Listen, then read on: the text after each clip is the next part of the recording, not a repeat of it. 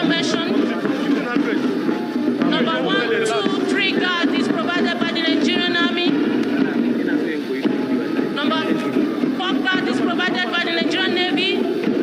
5 guard provided by the Nigerian Air Force. And number 6 guard provided by the Nigerian Police Force. Permit me at this moment, Your Excellency, to hand over the microphone to Captain Godfrey Anebiabapa to continue with the commentary. Thank you very much, Lieutenant Odunayo Olopodana and Mr. Mohamed Tijani for the commentary so far. Your Excellencies, most distinguished invited guests, very senior officers, ladies and gentlemen, it's still event unfolding here at the Eagle Square, Abuja, Nigeria, where activities climaxing the presidential inauguration and swearing-in ceremony of the President and Commander-in-Chief of the Armed Forces of the Federal Republic of Nigeria, His Excellency President Bola Ahmed Tinubu, GCFR. We witnessed a while ago the various guards marching in slow, quick time, having paid compliment to the special guest of honor. A short while from now, will revert back to their positions, come to halt by numbers, beginning with the number 1 guard.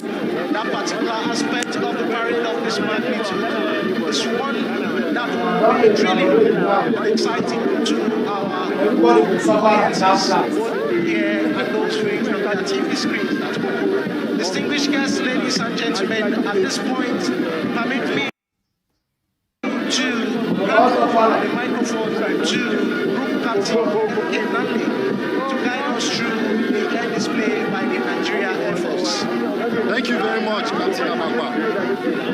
Guests of honor, sir, Your Excellencies, distinguished invited guests, I warmly and heartily welcome you all to the aerial display segment of this ceremony. 5 aircraft types from the Nigerian Air Force Infantry are performing in today's aerial display. The first aircraft was the Augusta 109, which you saw, proudly displaying the national colors during the hoisting of the national and defense flags. The crew comprised Corporal Leader Larry Azi, Flight Lieutenant Shaibu and Ariola. Helicopter operates out of 405 Helicopter Training Group Enugu. Unit commanded by Wing Commander Deji Omokunka, tasked with the conduct of advanced combat training for NAV helicopter pilots. The remaining 4 aircraft performing will be in the following order: F-7 call sign Tiger, Super Tucano call sign Phantom, L-39 call sign Cobra, and the JF-17 with call sign Thunder. The Nigerian Air Force was established to provide the full complement of forces to enhance the Nigerian military posture. This was born out of observations made by the Nigerian Army personnel during peace support operations on the need for airlift capability. Established in 1964, the Nigerian Air Force at 59 today has indeed come of age and matured into a formidable fighting force, highly capable of applying air power in pursuit of national security imperatives. Accordingly, today's aerial display will be performed by pilots and crews of the most extensively tested and probably the best air force in this region of the world. On display today will be the professionalism and skill of a highly dedicated group of airmen and airwomen. The display today is a mark of appreciation as well as a pledge of unalloyed loyalty to the constituted chain of command. To start off the aerial display today is the F-7NI with call sign Tiger. This aircraft is piloted by the 101 Air Defense Group Makodi, unit commanded by Group Captain M.B. Mwazu. Distinguished guests, please cast your attention to the 3 o'clock position to acquire the Tiger as it comes for an afterburner pass.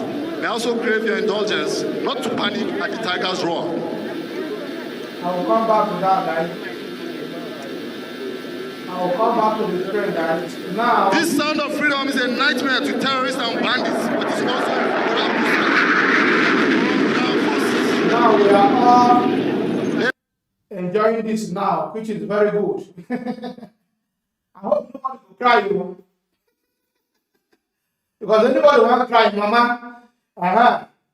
we don't want to hear people want to cry. Other African countries that is not necessarily ours, you know, just but because Nigeria is one of the leading countries on the continent, it's important to have all the audience in the African continent participate in this ceremony. That's a matter for other conversation later, but we have a couple of gentlemen here with us who can speak to some of the significance of some of the issues, the symbolic meaning of some of them. Professor Femi Otubanjo is here with us. He's a professional of international politics and strategic studies at the Nigerian Institute of International Affairs. Thank you so much for being here with us. Thank you very much. As well as Professor Sylvester Akhaine, who is a professor of political science, Lagos State University. Thank you so much for joining us this morning. Thank you for having me.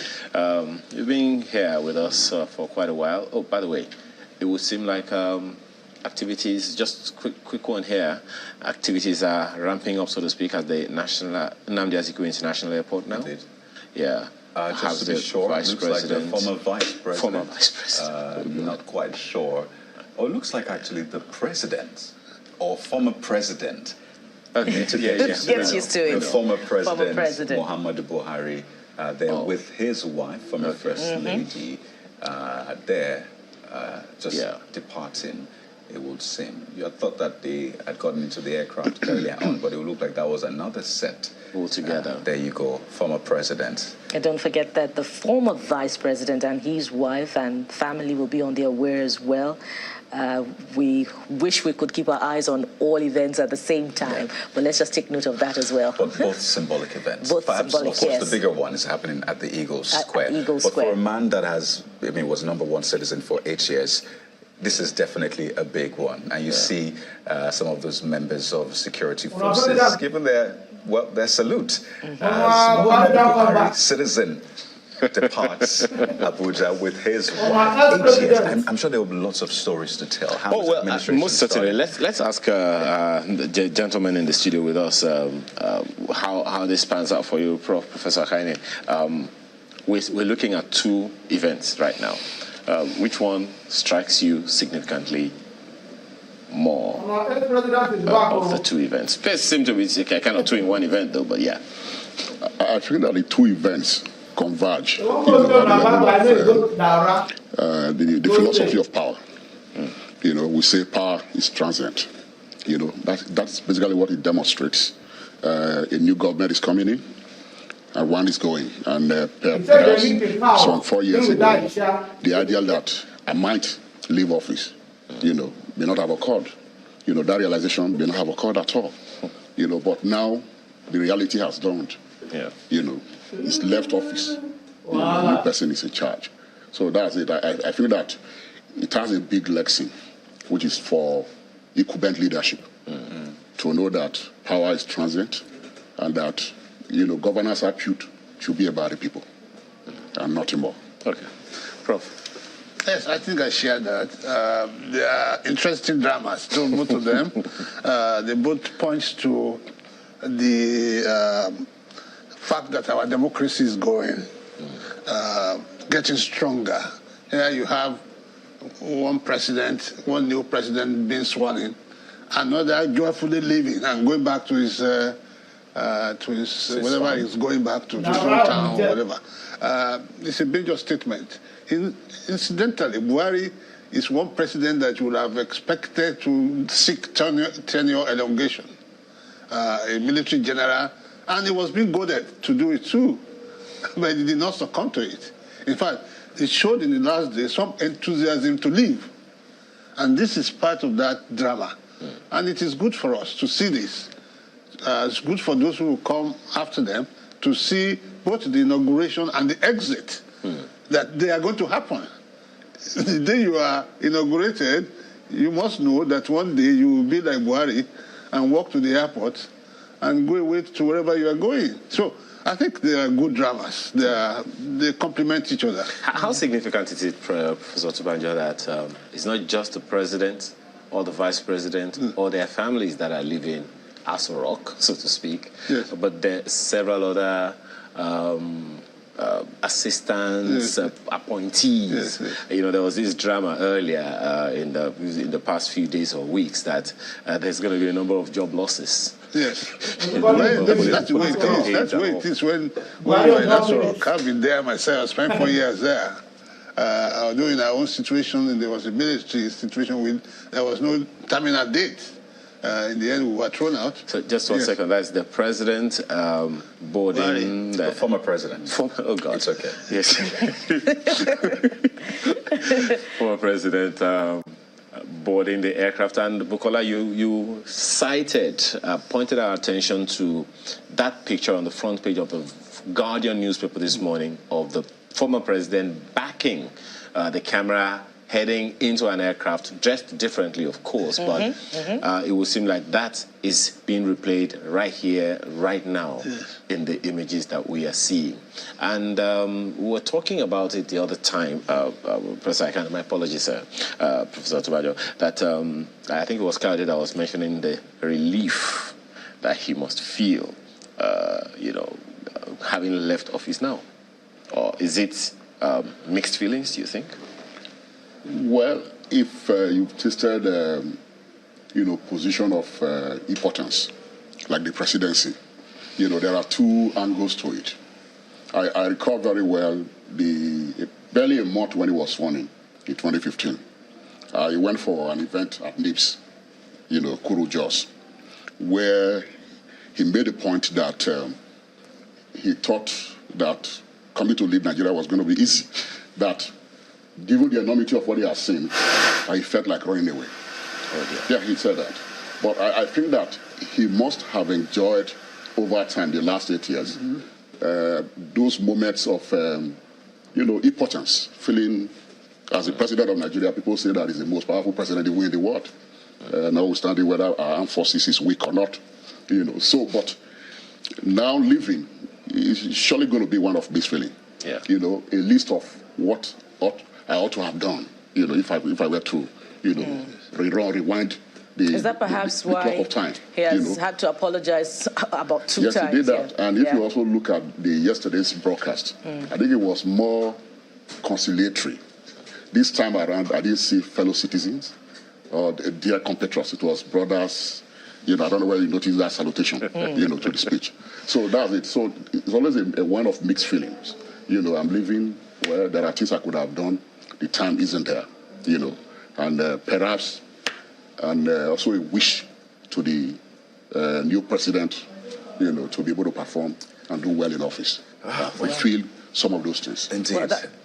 We're seeing the Nigerian Air Force plane now, the door closing.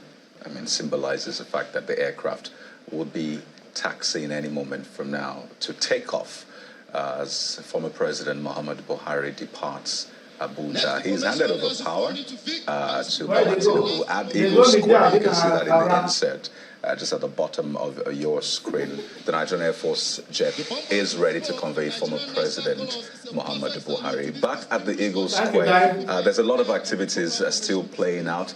From the air display, we're going to be seeing the cultural troop display as well. Then the inaugural speech. And I know that a lot of people are looking forward to hear what the new president will say, what promises will be made, and if there will be anything iconic, as we saw with the former president, the I belong to everyone and belong to no one. It's something that lasted literally all through his administration. But still speaking to this closed aircraft, I wonder for you, Prof, what do you think Nigerians will remember Buhari for? Well, it depends what Nigerians are not. There's no person called Nigeria. There are people in his home state who probably will feel excited that he brought a lot of good things to them. There are people in other places that do not feel so excited. One of the things that Buhari will be remembered for was that he was an aloof president. He did not relate to us. And that's it's not surprising, given that he came from a military background. He did not have that political touch of getting around and meeting people. So you think Nigerians want a president that will speak to them of someone they can relate to? Of course, the president has to be empathetic. He must be somebody who relates. What's a president? You see them in developed countries. There's a problem where they're on the plane in their shirt and they're going to share in fact, when the train crash, chemical problem in somewhere in the U.S. only last year, Trump tried to take advantage of that. He ran to the place because Biden didn't go there in good time. The president we elected the president. It's for all. He was supposed to serve us, not to be an emperor. He did not relate to us, and unfortunately, he also unleashed on us his people who he wanted to rehabilitate. It was a badly thought out policy. Wanted to bring, change their lifestyle. This is their life patron of the Fulanis worldwide, and then impose them on us without any planning or preparatory programs. Even if we had persuaded Nigerians and bringing these people, I want them to settle down, I want them to be educated like you people, and then where can we put them, how do we put them? We didn't do that. Those people now came and decided to fight themselves, killing and kidnapping and occupying. Niger, we remember him for that. There's no way in which we can forget that his second term was filled with bloodshed. That's unfortunate. Even though there have been other statistics that says, well, terrorism reduced during at least the latter part of his administration. Maybe the last 1 year. I don't know what, and all that. Yes. But you said it will be mixed feelings for a lot of people. It's not terrorism that reduced. It is banditry and kidnapping and all this. Because we don't know what's happening to the terrorists. That were related to terrorism, banditry, and the rest. But, Prof, for you, I mean, it looks like there's a spectrum of feelings, really. So which other ones do you think Nigerians will remember former president for? Well, I mean, this morning when I read his inaugural speech, and pondered on this line, I belong to everybody, I belong to nobody. And I was telling myself, maybe he actually belonged to nobody. So in a way, if you play on that line, you ask yourself, did he actually serve Nigerians, or he served Nigerians the wrong way? For instance, the problems with this country, the identity question, accentuating the ethnic question in this country in terms of, the appointment of public officers, contrary to Section 14 of the 1999 Constitution as amended, of the federal character, principle, ensuring social justice, in the distribution of, public goods. So that point is there. And when you talk about insecurity, fighting insecurity, I'm not sure if we can, score him high. Because I remember very well, in 2015, Jonathan brought in the Blackwaters, the private military company. And they almost liquidated, Boko Haram. An election held in the Northeast, without any problem. So I think they tried to also do that in the context of the election. Those who have access to these networks of bandits, and terrorists, must have, spoken to them. And there was little calm, So, but that has not ended. We don't know exactly what is playing out, in the theater of conflict in the Northeast. We don't know exactly. So beyond that, here is a government that left behind about $41 billion external debt. Each time I look at it, I'm pained because I remember very well in 2006 when we had that so-called debt forgiveness. We gave them about $12 billion as part of the debt buyback process. Obasanjo made a national broadcast that he termed that whole process as second independence for Nigeria. Yeah. The moment you are indebted, to external, forces, international financial institutions, you lose your, part of your sovereignty. It's already a negative sovereignty, right from that point, because you always need these people when you need the resources. So for me, I think Nigeria, is more encumbered, right now, because the new president has a lot to do in terms of, managing Nigeria's diversity. But Prof, that was part of our conversation earlier on, and I believe it's going to be part of political, discourse for some time to come, the legacies of Muhammadu Buhari. And one of the significant things that we were talking about was that, okay, well, if we're looking at the economic indicators of his administration that may be negative, we must also balance the conversation with the performance of the outgone administration in terms of infrastructure development.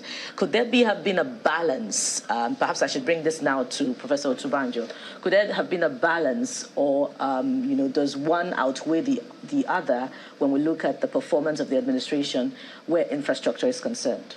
No, you don't balance things. It's not a mix. They are all parallel lines. Infrastructure is the responsibility of government to do many things. You don't say because I'm doing infrastructure, therefore I will not do security. You don't, that's not the way. That's why you have different ministries in the first place, who are responsible for different functions.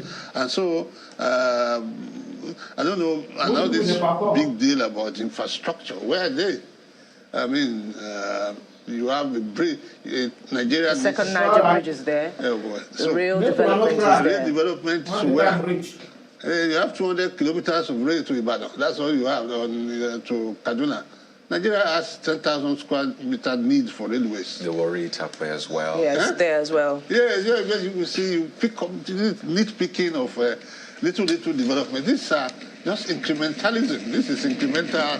Somebody comes and builds another kilometer of road. We need fundamental developmental programs. If you are going to have railways, let's have railways to go across one area which that is parallel, that which Buhari will be credited for, and that's what you are looking at. Yeah, it's democracy. On that Buhari, there was not a single political prisoner. He allowed democracy to try. Everybody, free speech, there was free speech, free association and so on. So, but Prof, that could be debatable as well. Did you recall the Twitter ban and individuals you saw what who were arrested and clamped down on, for some form of name calling on social media? So would you describe that as freedom? Did they really do it? Well, it's a matter of perception. Some would say, Showore's detention, for example, it's a case Showore, Omoyele Showore, he had that back and forth a lot. Some even look at Dasuki's, there you go, there's the cultural troop is on. So we don't do a lot of hard talk. Let's enjoy some of the scenes from there. But we'll come back to this issue, not to worry. Let's enjoy the cultural troop display now at Eagle Square. Beautiful display there. Perfect moves, perfect expressions. A perfect performance. Please, let's put our hands together for Adila Dance Acrobatics. Welcome to the dawn of a new era. Fantastic. Welcome to our home. Be with you. Make some noise. Now coming up on stage. Coming up on stage is the national troupe, cultural troupe of Nigeria, performing a dance drama, Better Together. Good. Nigeria présente danse intitulée Mieux d'être ensemble. The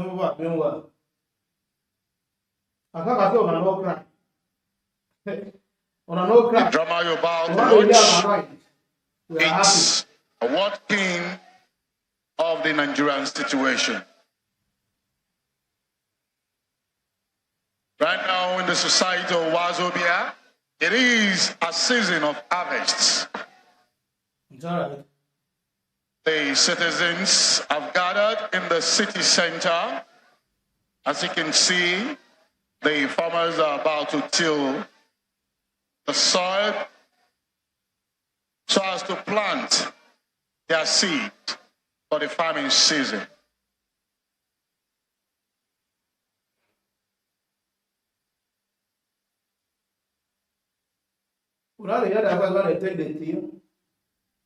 Les citoyens, Wazobia, découvrent et plantent leurs produits agricoles pendant la moisson.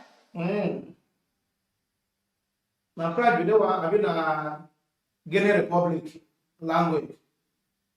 You know the Tinubu. As you can see, they are tilling the soil. This is called Kabulu dance from the northeast of Wazobia. Il s'agit toujours des danseurs de Kabulu du nord-est du Nigeria. After tilling the soil, by the men, the women are now planting their crops. Les femmes plantent maintenant les produits agricoles.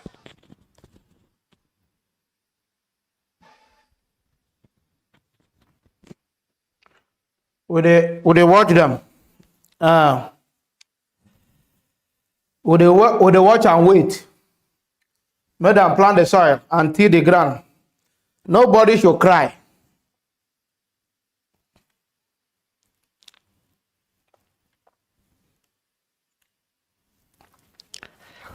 The one I support will go all support me. Last, it no go affect me. Now.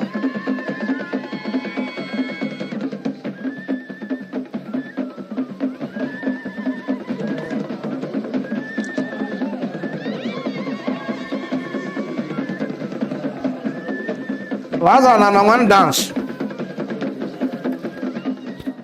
Go collect am.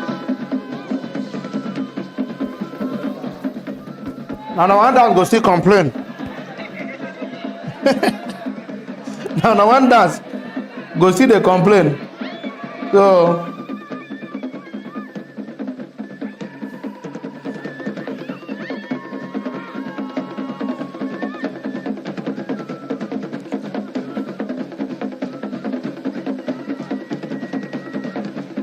to the king to present the harvest to the king. After the presentation of the harvest, the king blesses the harvest, and there's a wide jubilation. What follows next is a celebration of the harvest by each of the dance group representing a zone in Wazobia. First group to perform in the celebration of the harvest of the Maliki dancers performing the popular Maliki dance from Borno, representing the Northeast. Maintenant, oui, sénateur, au Maliki, qui est populaire parmi les gens de Borno, de la région du nord-est du Nigeria. La saison de la moisson.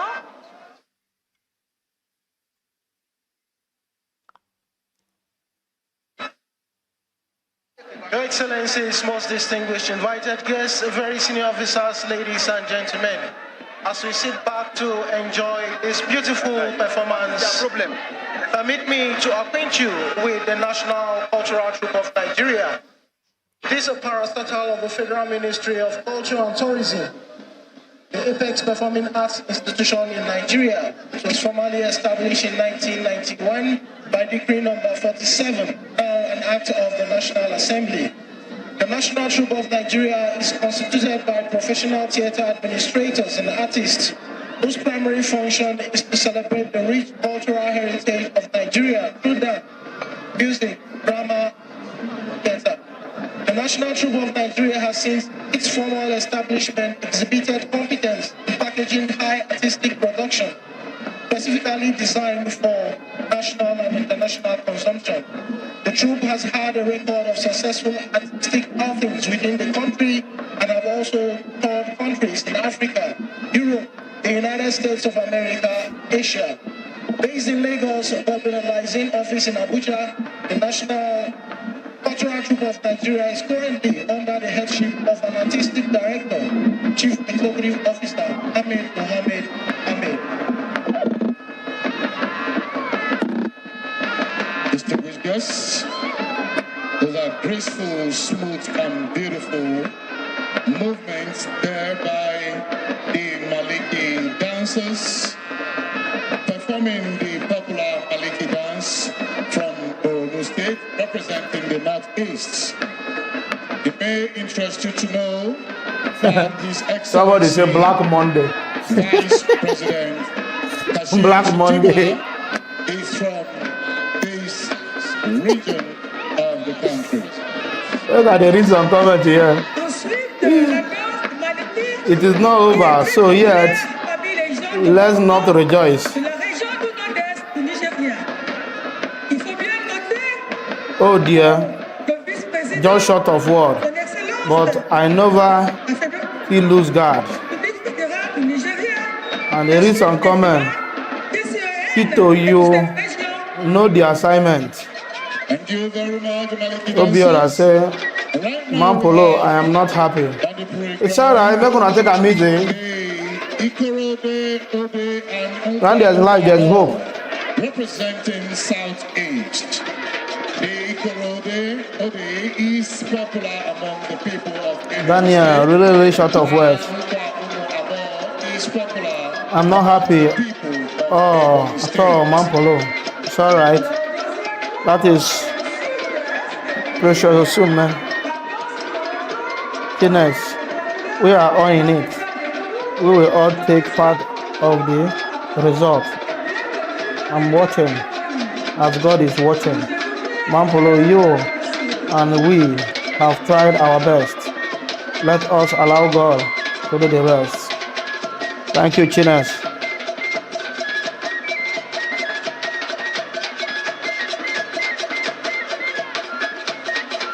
My country is a film to watch. So, no matter your partisan view, whether you are APC, LP, PDP, now is the time to come together and build better Nigeria. God bless Nigeria. God guide Jagaban and Shettima. Garrett, Lance. I feel so sad. I'm here in Ghana. Now, nobody is happy at all. Let us divide the country simply as I read.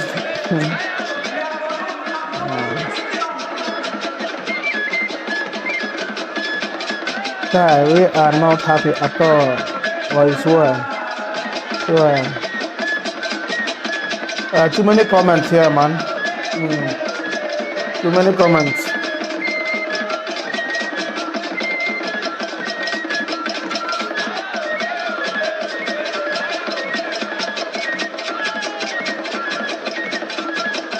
A Nigerian gracious country.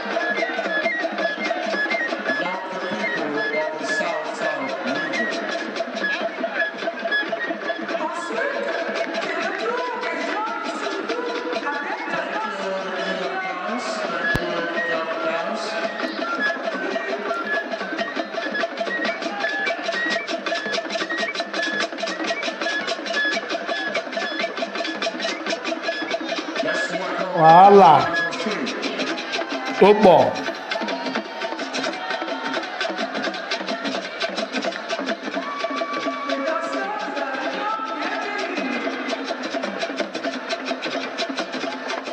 Some people say, Sir Tinubu.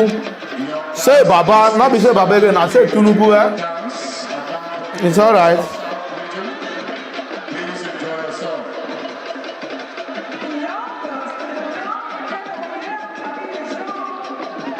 One person say, that is beautiful word, say, P2B, how market? Masha Mash say, I am so sorry for Nigeria because don't know what they just did.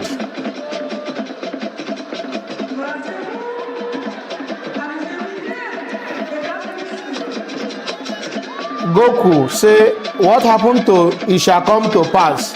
I think it's mocking that prophet that always say, you will see it shall come to pass.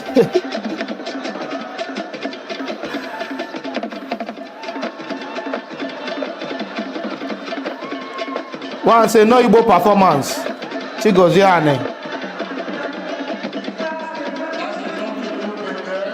Olubenga say, congratulations to Bola Tinubu.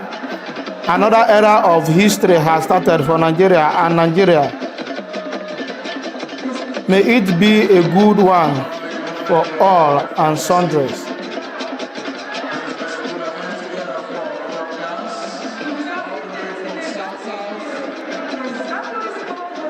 Holmes, you say, do you notice Tinubu was shaking? Standing was a problem.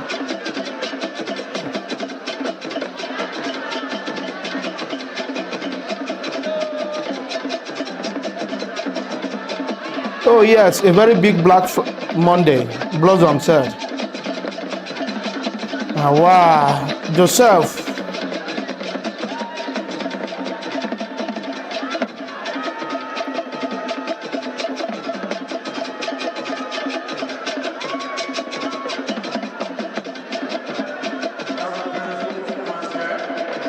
M1 AK say God can never lie. Osas Okoho says God cannot lie. Splendid say Tinubu is just showing you people how politics is done in Nigeria. God have mercy.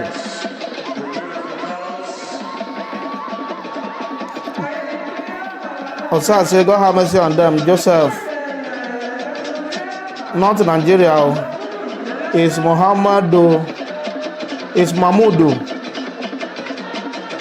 Boo, we will rise again in Jesus' name. Gabriel Boshi, I still believe the word of the prophet that always say it shall come to pass. This shall only be a ceremony. Baby success say I am so sad. Nigeria is finished. You know, charity. Many Christians are not ready for end time, but the word of God must surely come to pass. Beautiful word. P2B come to APC and let President Tinubu teach you how to play politics. Frank Osas, evil people.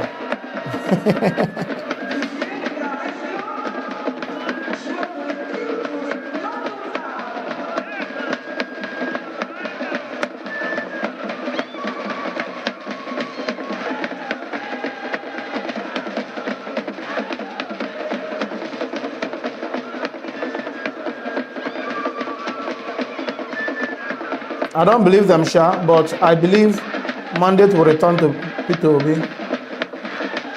That is a Goku. 6 to 8 months, they will see how ignorant Tinubu is to power. Blossom, another new contract of criminality and corruption has just been announced, signed, and renewed. Now, wow. Mbasipren, in case some don't know, there is war going on in the spirit between light and darkness. Emeka Austin, Tinubu appears in my dream and said he will deliver. It's alright, guys.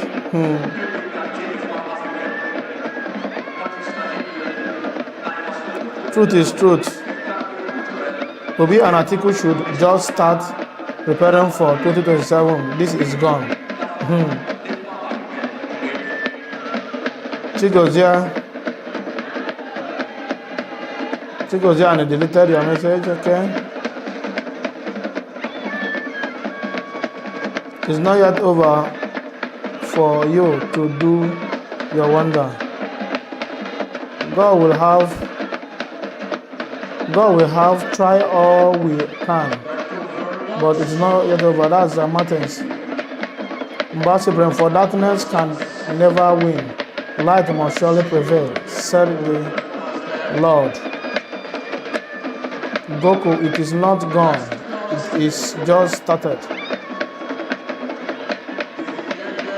Ukoji Austin, I don't know how it will possible for P2B to become president. Joseph Owalaka, this is just a face. Let's have faith, or probably a vase, you mean, okay? Frank Osas, Baba Beg, Nigeria is gone. beautiful world, my brother and sister. This is the Nigeria Tinubu for another 8 years, and after the R5 we take over.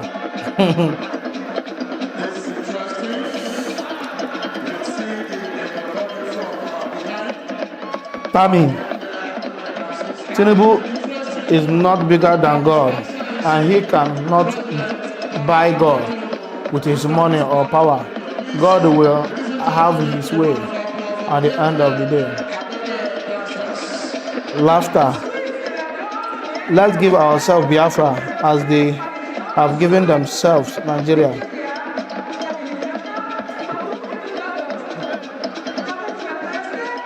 Togo. APC will play more game like adolescents. Udua Ama, all those prophecies concerning 29th May inauguration. Now, wow, it is well, so sad. Nobody knows what's next. Mashamash, Nigeria is finally finished today. The worst day in Nigeria. Blossom, my tears drop over again for my country, Nigeria. Another new contract of evildoers in our country, Nigeria, has just been renewed. Truth is truth. Even Polo is tired and stressed up. That is, let us pray for a new government. Truth is true. Maybe not leave me alone. Togo. God let Satan reign since Genesis. Mohammed, let's have faith in him to rule the country in good ways. God will help him. Gogu, at whose interest? AIT believe. When you guys finish dancing nonsense there, you will return to your suffering. God should position me for greatness to leave this country. Martins Okuson, my brother, thanks for the life. You're welcome. Queen of America. No, I don't like this place. God have mercy.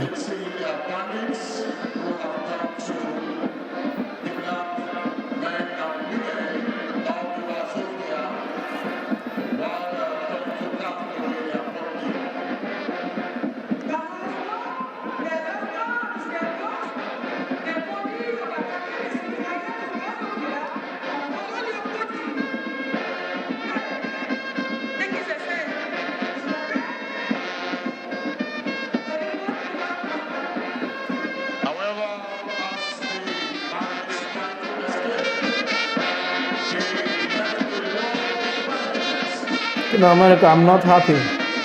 Evan Sam, Ewa, game over. Lucky I know God will deliver Nigeria.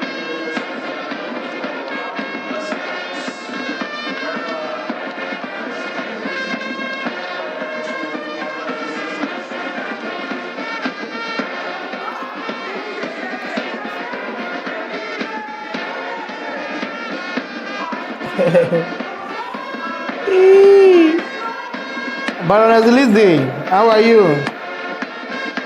Let us all wait and see after all the disco dancing.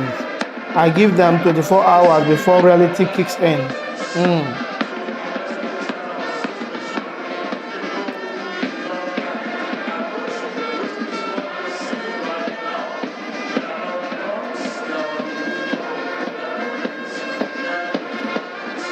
God is all wise God. One name, let's wait and see what happens next. That's John Bright. Abolaji. God, let this new era of President Bola Ahmed Tinubu be fruitful for all Nigerians. Long life our president. Long life the Federal Republic of Nigeria. Gogo, it is no pain us. It no pain us. It no sweet them. It no pain us. It no sweet them. Our country airplane has carried Buhari to his own town. Oh, please, somebody should tell Buhari and his gang to return our country Nigeria plane. God cannot be mocked. His ways is not ours. I can't be discouraged in this same place that God will show up unless Tinubu is the right president for the country. Then let the celebration continue. To come for Friday, when the righteous rule, the people rejoice. They don't show, they don't show.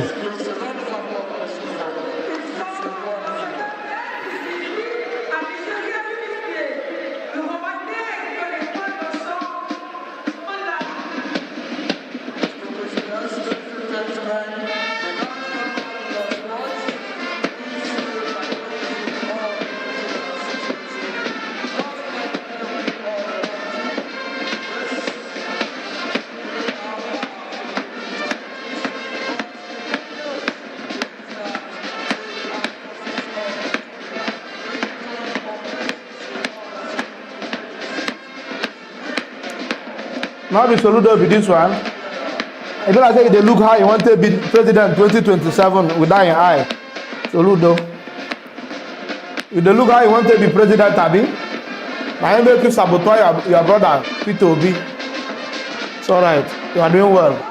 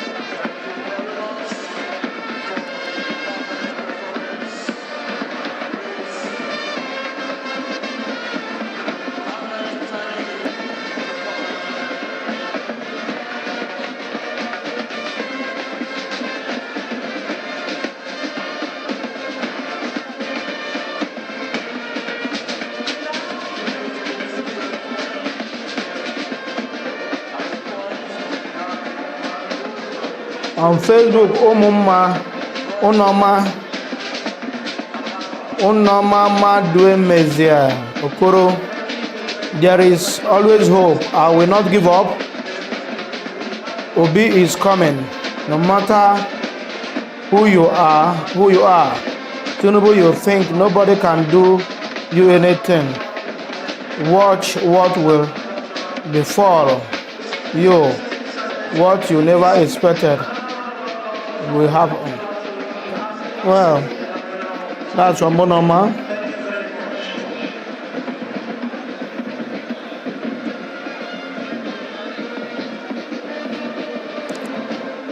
Is Amy Rose. Congratulations to the first unconstitutional president of Nigeria.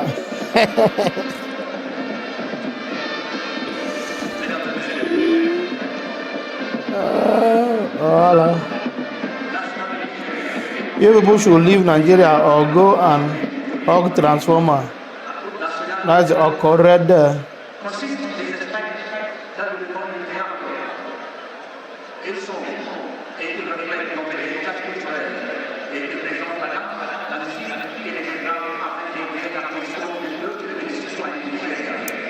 Well, how not they show Soludo? You don't do Soludo like said I be the president. If they plan for 2027 now, so they talk to you. Now I be now you there where I dey. I want to win them. I make you no support P2B, your brother.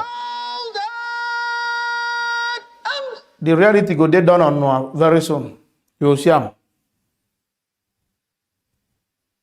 Una go see am. Your Excellency.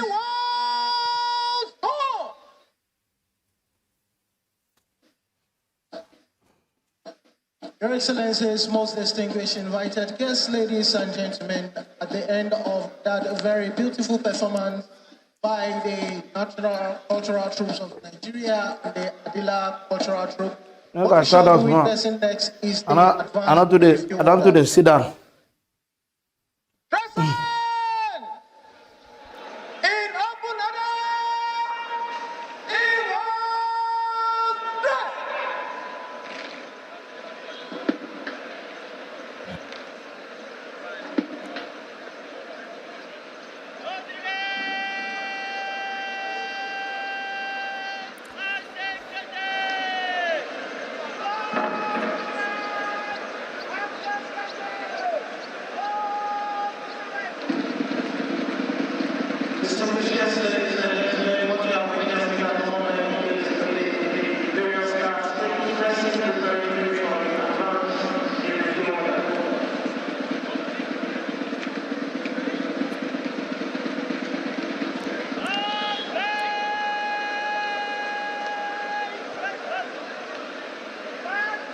Man, stand some more. Too much sitting down, no good.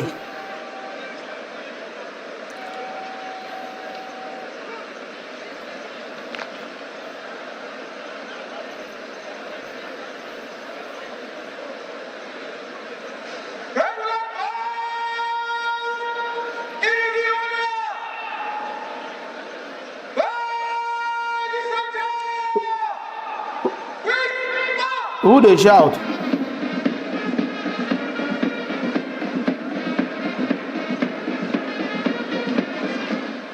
Beautiful. Please round of applause for that beautiful whole team and all the advance and review. Thank you. So Ludo, why do they show you every time? You got plan?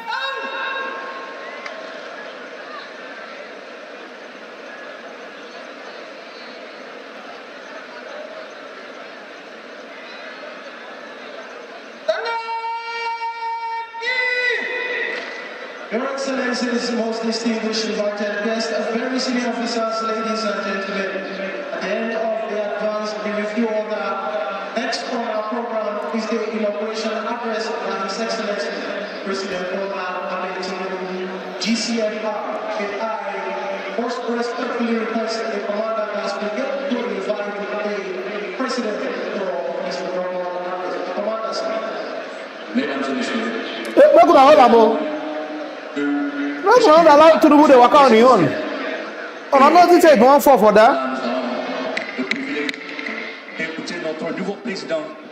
I'm going to support them as soon as they support them during campaign. I'm going to allow my president to follow.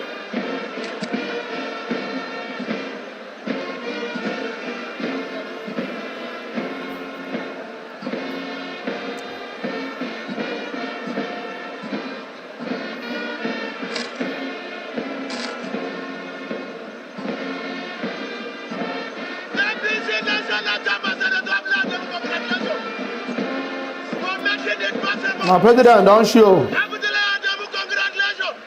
Who they shout?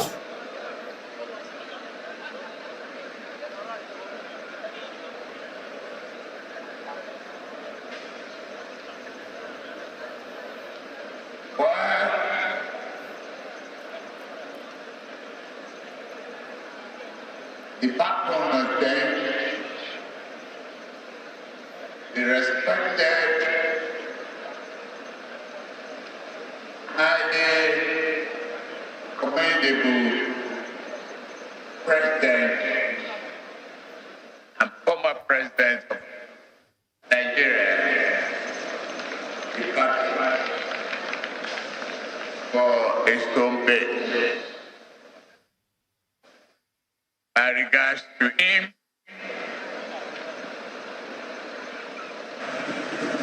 All the excellencies, the head of state,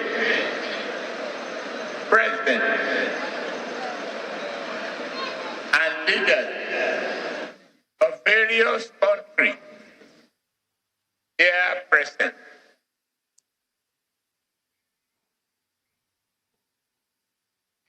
Former head of state,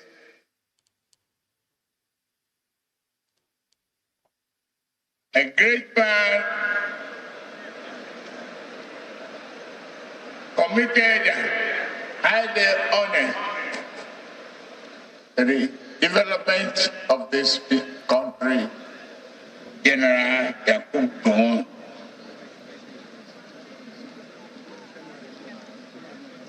My dear wife, the new First Lady, Oluremi Tinubu. Your Excellency, Vice President Asif Shetima and his wife, Nana Shetima. Senate President, distinguished senators, Ahmed Lawan, House of Representatives Speaker, Right Honorable Femi Gbajabiamila and his wife, Salamat. The Chief Justice of the Federation, Olukayode Ariwola, Your Excellencies, Governors, here present, the Chairman of our party, APC, Senator Abdullahi Adamu, former APC Interim Chairman, Chief Bisi Akonde, and my brother, Chief Chegun Ochoba. Distinguished senators and honorable members of the House of Representatives, honorable ministers and members of the just-dissolved National Executive,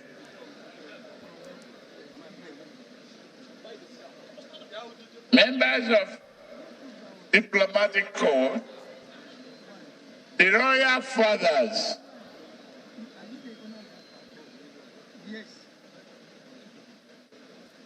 men of the armed forces, I salute you for your sacrifices and the supreme sacrifices you've made for this country, for the men and women. We thank you. And we thank you the way today is going well.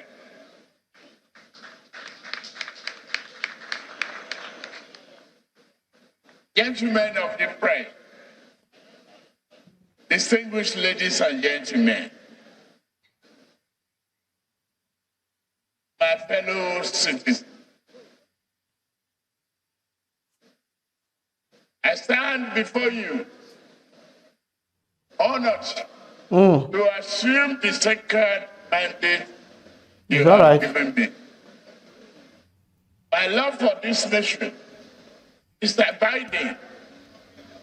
My confidence in its people, unwavering, and my faith in God Almighty is absolute. I know that His hand shall provide the needed moral strength and clarity of in those instances where even seem have reached the limit of human capacity. Distinguished ladies and gentlemen, this day is bold and majestic, yet bright and full of spirit, as is our precious nation. As a nation, we have long ago decided to march beyond the dimness of night into open day of renewed national hope.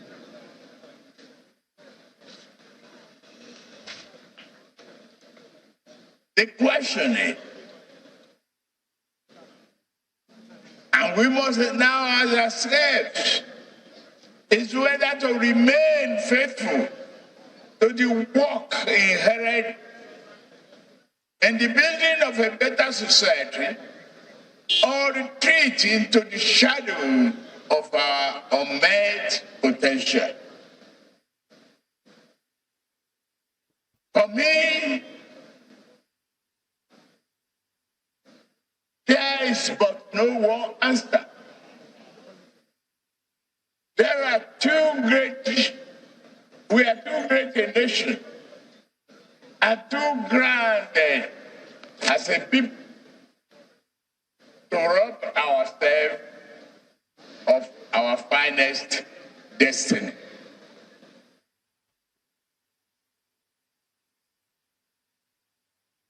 The nation's journey has been shaped by the prayers of our founding fathers and other billions, and the collective sacrifices of us all. We have endured hardship that will have made other societies crumble. We have shouldered the heavy burden to arrive at this sublime moment where the prospect of a better future matches with our improved capacity to create that future. To the surprise of many, but not to ourselves, we have more firmly established this land as a democracy in both word and deed. The peaceful transition from one government to another now is our political tradition.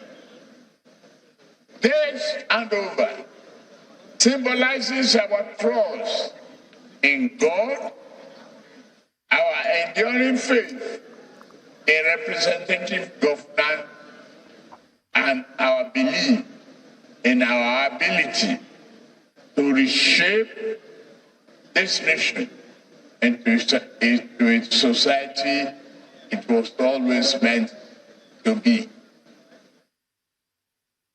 My brothers and sisters, permit me to say a few words to my predecessor, President Muhammadu Buhari.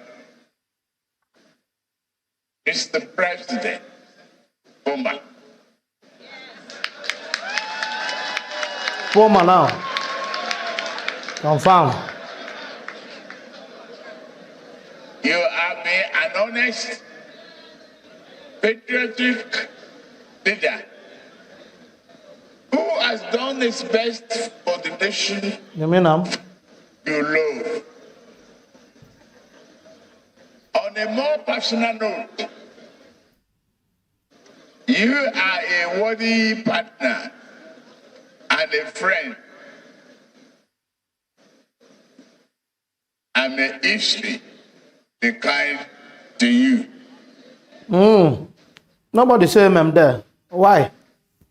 For many years, Nigeria's critics have trafficked the rumor that our nation will break up, even perish. They have even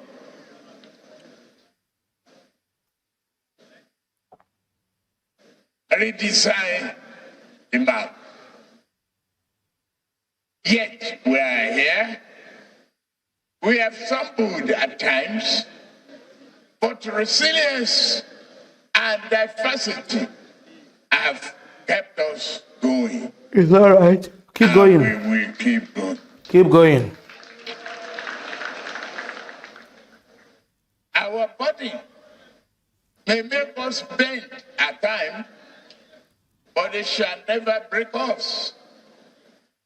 Instead, we stand forth as Africa's most populous nation. What does that mean? And as the best hope and strongest champion. You are popular. Does it have any effect? Of the black race.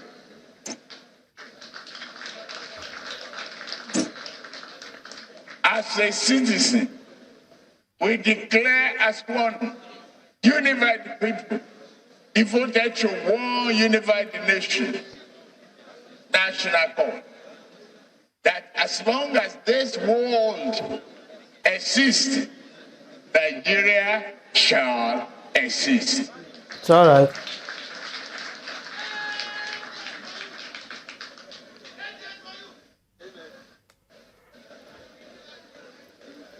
Take me back to the old man's impact there, General Yakubu Cliche.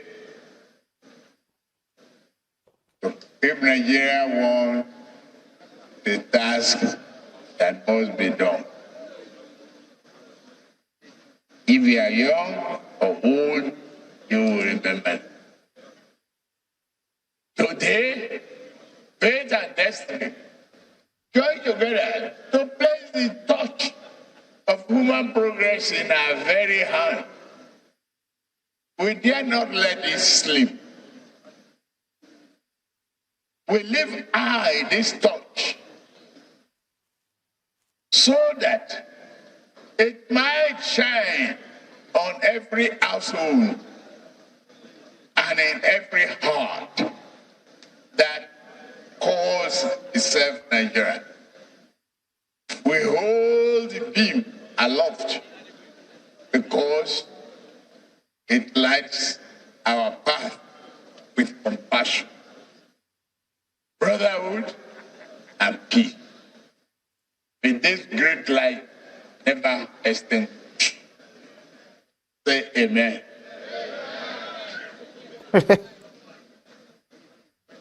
Our administration will govern you only on your behalf, but never rule over you. You mean It's all right.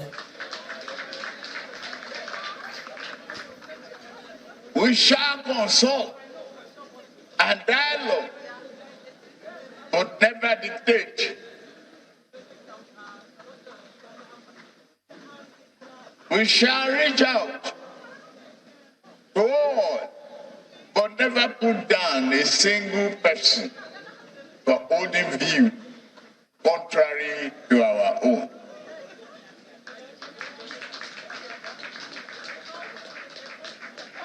We are here to further mend and heal this nation, not tear and injure it.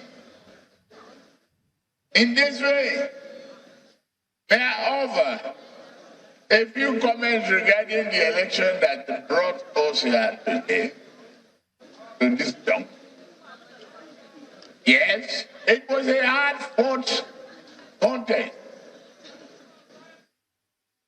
and was also barely won. Since the advent of the Fourth Republic, Nigeria has known had an election of a better quality. I said so. Jesus. You mean now? The outcome reflected the will of the people. However, my victory does not render me any more Nigerian than my opponent. Nor does this render them any less patriotic. They shall forever be my fellow compatriots, and I will treat them as such.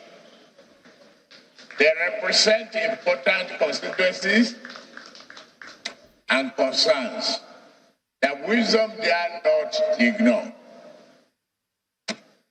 Some have taken their concerns to court, seeking legal redress. That is their right, and I fully defend that exercise of this right. This is the essence of the rule of law. Over decades ago, our founding fathers bravely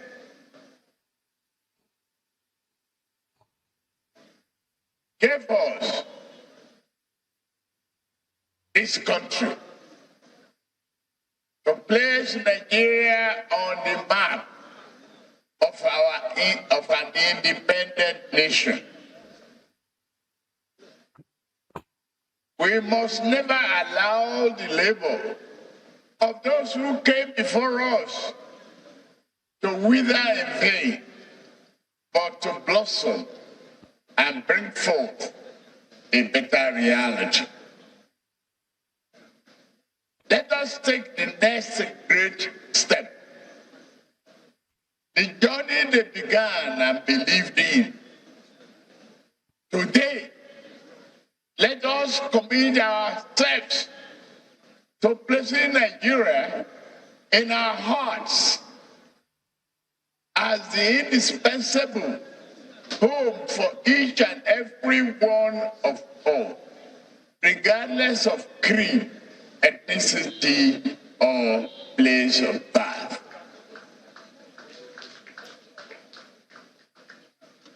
To my supporters, I thank you. To who did vote for me, I thank you as well. I extend my hand across the political divide. I ask you to grasp the national affinity and brotherhood. For me, political polarization has faded away.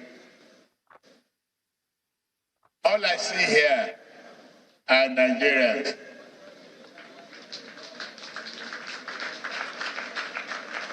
All of you.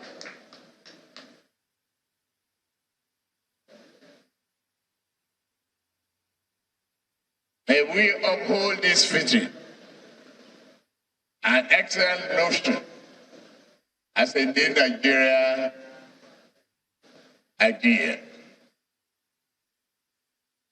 My fellow citizens, Nigeria idea, which I speak of, is more than just an improvement in economic and statistics. These things are important, but they can never convey the fullness of our story.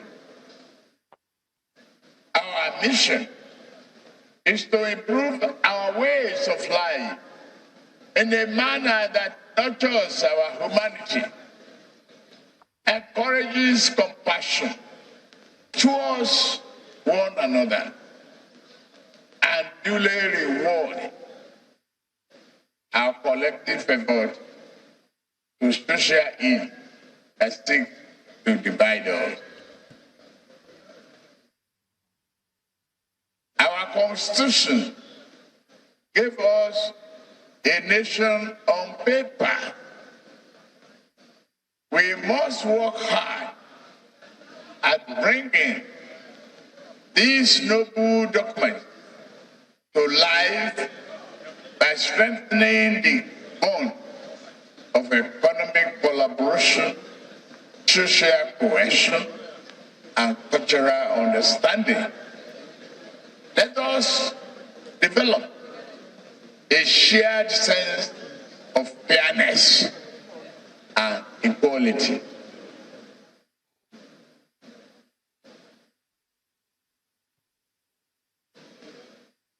South must not only seek good for itself,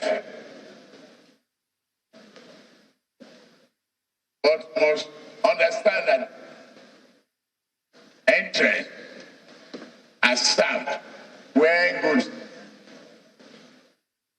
come to the north. North must not steal the south likewise. Whether from the winding creeks of Niger Delta, the fastness of northern Savannah, the boardroom of Lagos, the building bustling capital of Abuja as busy market of Onitsha. You are all my people. As your president, I shall serve you with prejudice towards none, but compassion and amity towards all.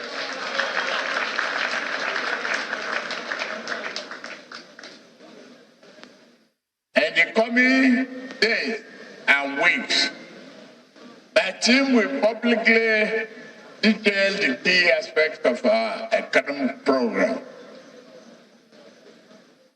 Today, permit me to outline in broad terms a few initiatives that define our concept of progressive good governance and furtherance of the Nigerian idea. The principles that will guide our administration are very simple. Nigeria will be impartially governed according to the rule of law, Constitution. We shall defend the nation from terror and all forms of criminality that threaten the peace and stability of our country. Criminality. Okay. We shall remodel our economy to bring our growth and develop the GDP much better, achieve the GDP much better than we have today. I assure you. Now you're more the baby that one. Job creation, food security, and an end to extreme poverty. In our administration, women and youth will feature prominently. It's all right.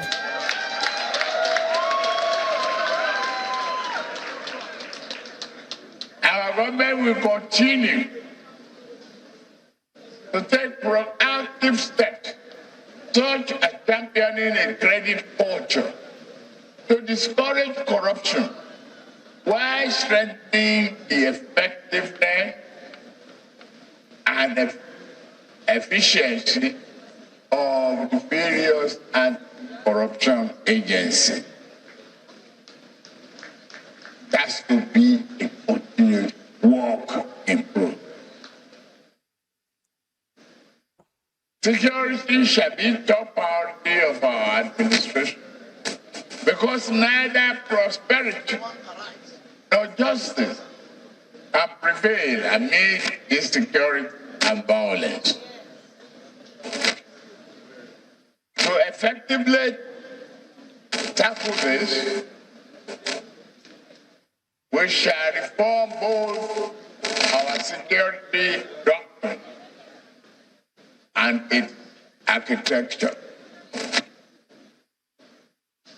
We shall invest more in our security personnel, and it means more than an increase in number.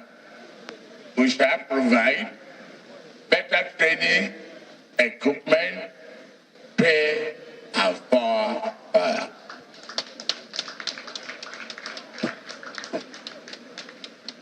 On the economy, we target a GDP not less than 6% growth.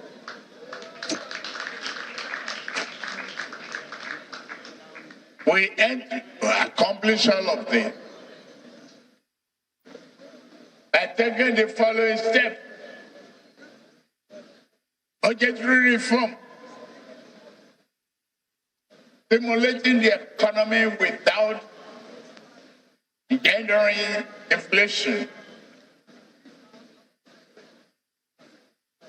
Industrial policy to utilize the full range of domestic manufacturing and lessen import dependency. The electricity will become more accessible and affordable to businesses and homes alike. Power generation should nearly double, and transmission and distribution network must improve significantly.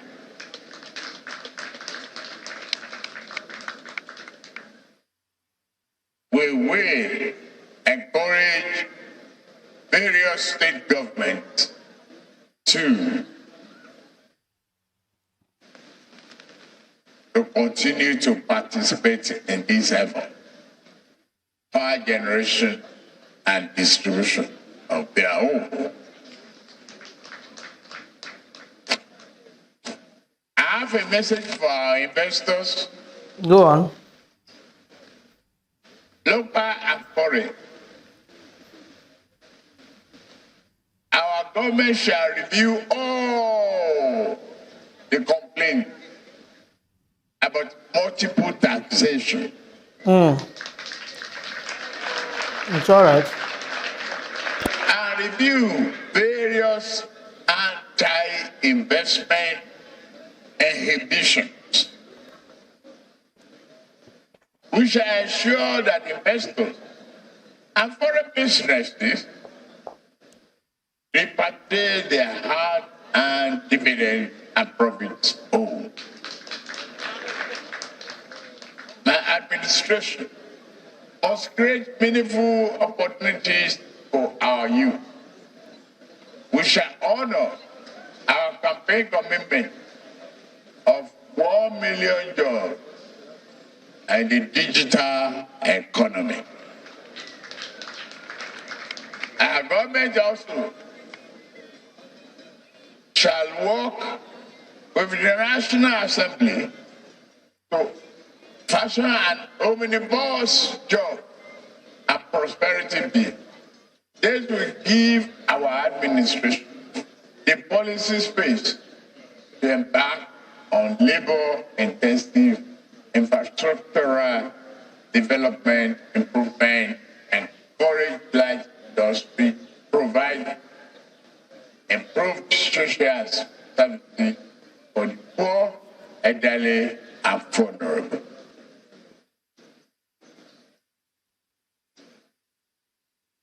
On agriculture,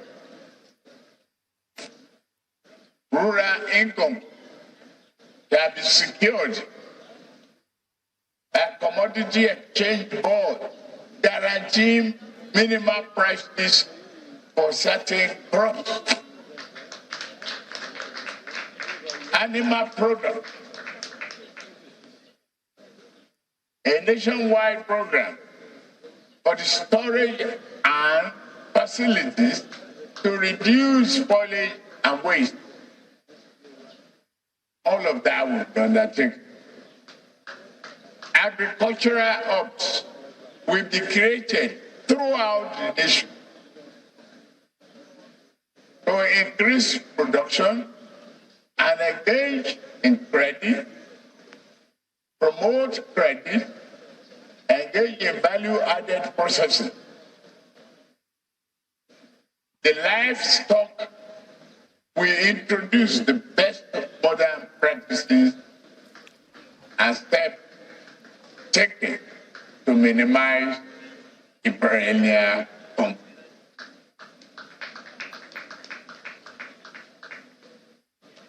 Through this, food will be made more abundant, yet less costly. Farmers shall earn more while the average Nigerians pay less. On infrastructure,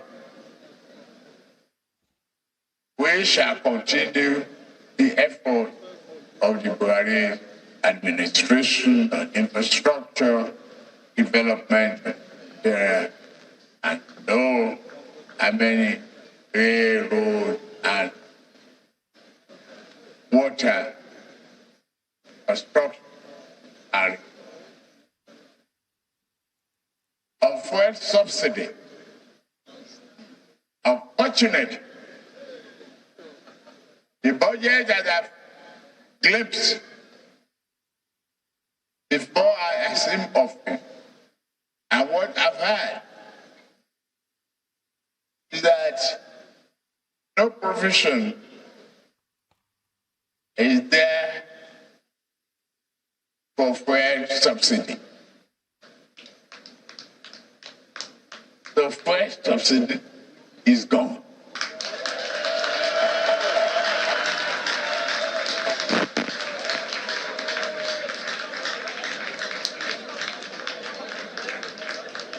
Subsidy can no longer justify an ever increasing cost in the wake of dry resources. We shall instead channel whatever to fund to better investment in public infrastructure, education, healthcare, and jobs that will materially improve life for people. Monetary policy. Though house cleaning, thorough house cleaning is necessary. The central bank must work towards a unified exchange rate.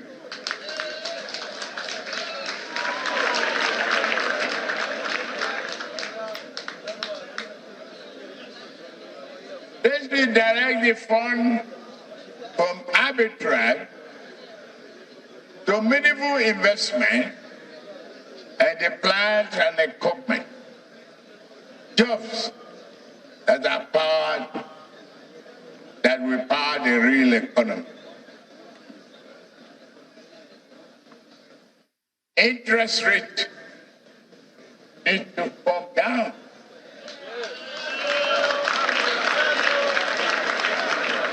Currently too high. Anti-people, anti-business. We have to work on all of them. To me, I know I've taken you through a winding time, a long time today. I will end this ensuring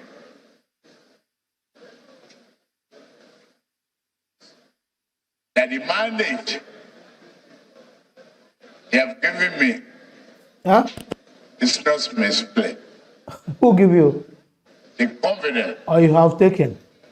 is there. Oh, you mean INEC?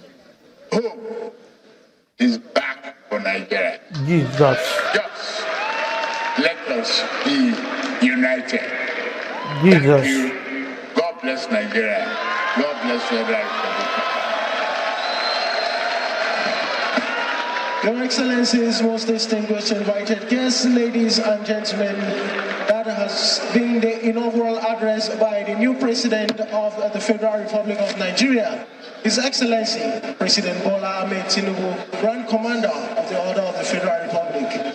Please may we put our hands together once more for His Excellency, President and Commander-in-Chief of the Armed Forces of the Federal Excellence, invités distingués, mesdames et messieurs, vous venez d'entendre l'allocution présidentielle de son Excellence, le Président de la République fédérale du Nigeria et commandant en chef des forces armées du Nigeria, son Excellence, Président Bola Ahmed Tinubu, JCRF. Merci, Excellence. Félicitations. Thank you very much. At the end of the inaugural address, what we'll be witnessing next is the 3 hearty cheers.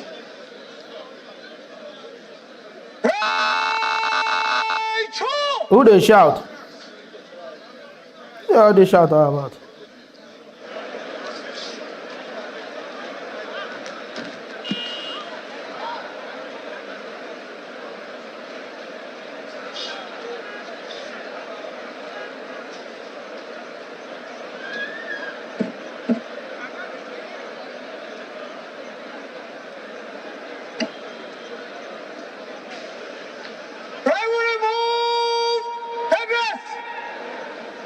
Address. Remove headdress. Remove address. Go Hamali now. 3 hearty cheers to the special guest of honor, His Excellency, President Bola Ahmed Tinubu, GCFR. President, Commander-in-Chief of the Armed Forces, Federal Republic of Nigeria. Hep, hep, hep. Hep, hep, hep. Hep, hep, hep. Right with the place. Headdress. Replace headdress.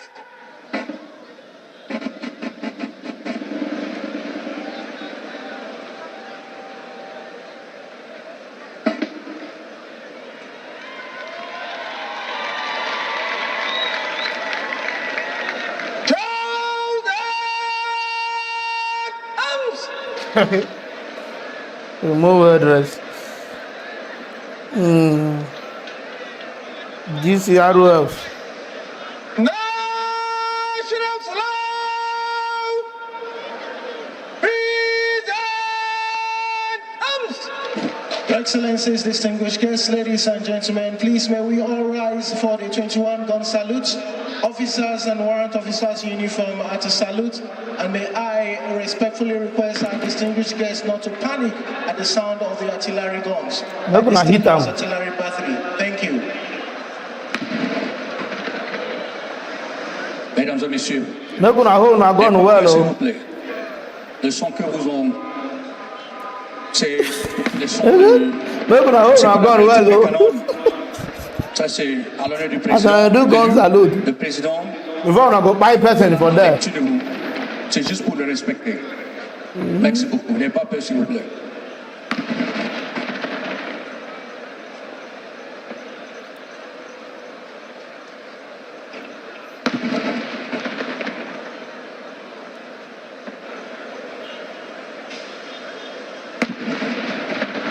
Why the gun not the sound well now?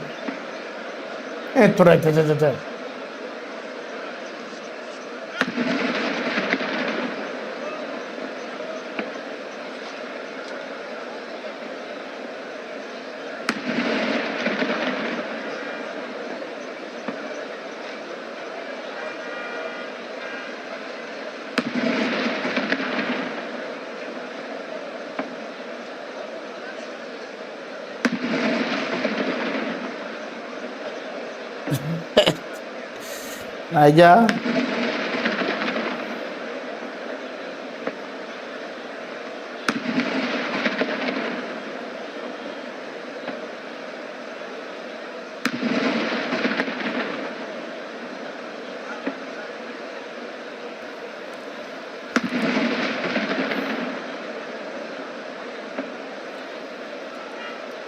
Jame, una no cry, yo.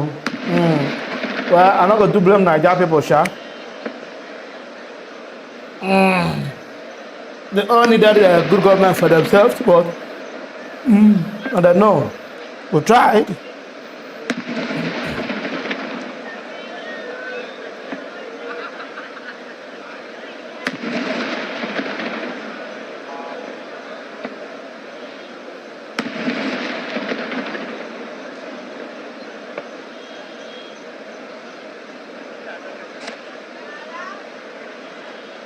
May I request we remain standing to sing the national anthem. Thank you.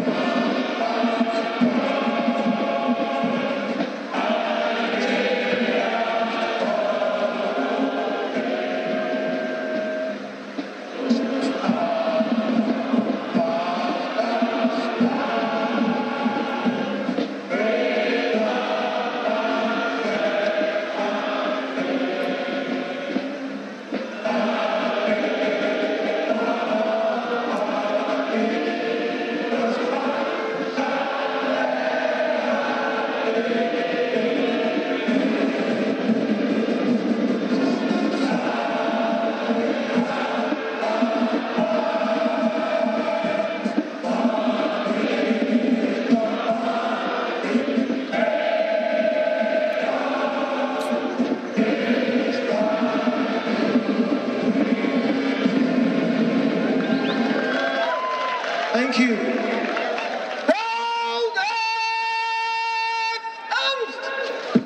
At the end of the national anthem, the parade commander will now ride to take permission from the special guest of honor to march off the colors and the rest of the parade. Please, may I request we all rise as a mark of respect while officers and warrant officers in uniform.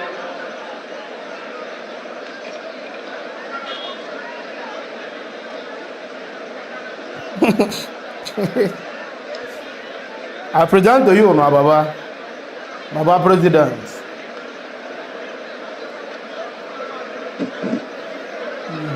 I wanted to bring you the news live and direct. Fallout. Permission to fall out. Permission has been sought and graciously granted there by His Excellency, the special guest of honor, which brings us to the end of today's unique and historic occasion, which is the swearing-in ceremony of the President and Commander-in-Chief of the Armed Forces of the Federal Republic of Nigeria. On behalf of the Central Organizing Planning Committee, members of the Nigerian Armed Forces, the Nigeria Police, we appreciate the special guest of honor and other invited guests for being with us to mark this historic occasion, which is the President and Commander-in-Chief of the Armed Forces. All right, there you have it. The speech by the President, Bola Tinubu. You have to get used to that, actually. You have to get used to that because, I mean, what a speech it was. Because looking through that speech, some very key highlights. He spoke about agriculture, the economy, infrastructure, security, and some of them, I mean, the fuel subsidy, for instance, says it's gone. Now to speak, I'm having to do exchange rates. Buhari not speaking on. It is gone. And you know What do you do? the big talk about fuel subsidy to be or not to be. Different governments went back and forth about the fuel subsidy, but he categorical from the get-go that it is gone. And he said he will unify the exchange rate. There won't be multiple exchange rate any longer, and there will be a lot of house cleaning when it comes to fiscal policy in the country, monetary and fiscal policies. It'll be very interesting to see what economic analysts have to say in the coming days, Sean, because the president has tried to signal or give a very strong signal that he is going to be focusing largely on the economy. I mean, there was a very broad header for security, but the economy, even which had its own heading, was further broken down into the many different aspects. Very quickly on his inaugural address, or in his inaugural address, you'll see that jobs is very high up that list, followed immediately by agriculture. Then you see the talk around infrastructure, fuel subsidy, monetary policy, foreign policy, each one of them occupying their pride of place and, you know, focusing very intently on what precisely intends to do. For instance, in agriculture, he's talking about commodity boards coming on board and securing the income of rural farmers. I'm sure that's something that will gladden their heart, only if they're able to get to their farms and able to work successfuli on the land. Yeah, I mean, interestingly, we have Ayoyalo, Development Economics, who is a member of the APC indeed. Ayoyalo, what is this speech? Is it the kind of speech you expected? Yeah, it's a speech I had thought he will give, and I'm very proud of him. It shows courage.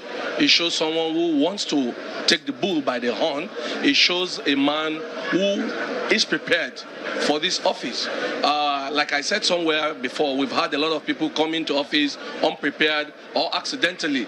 But this speech tells us that we're having a president who, for the first time since we came back to democracy in 1999, who is actually prepared for the office. I mean, when you speak about being prepared for the office and making that announcement about subsidy, it is huge, it's big.